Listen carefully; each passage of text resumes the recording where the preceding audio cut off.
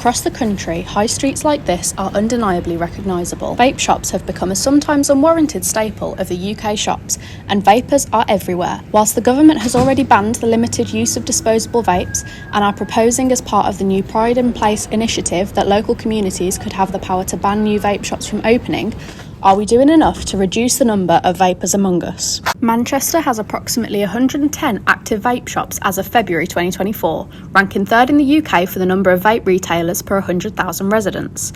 Out of the top 5, 4 northwest boroughs are present.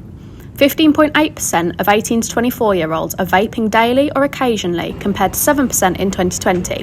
One UCL study claims that number is as high as 29%.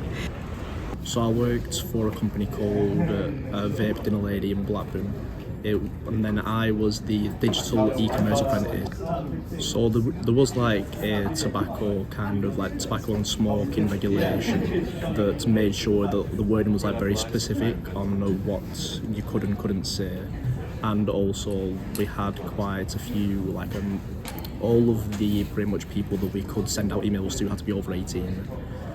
But it also wasn't checked that much because it's like the way that, in fairness it is now, but the way you could do it then was you have to put in like digital ID or anything like that. You could just say, oh yeah, I'm 18, and at the end of the day they were always for profit. Every single morning I started was with one meeting where I would pretty much report all of the profits from the day and then like the progression to the goal that we needed to hit, and they didn't really care about anything else. It was never like, oh, we need to do this for the people to get better, or like, oh, we need to do this for kind of people to stop smoking and move on to this. It was always pure profits. The Prime Minister has announced the Pride in Place programme, which could give local communities the power to stop more vape shops opening on their high streets.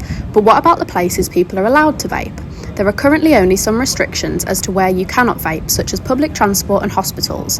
And whilst vape adverts are not permitted on television and radio, vape companies are free to advertise in public.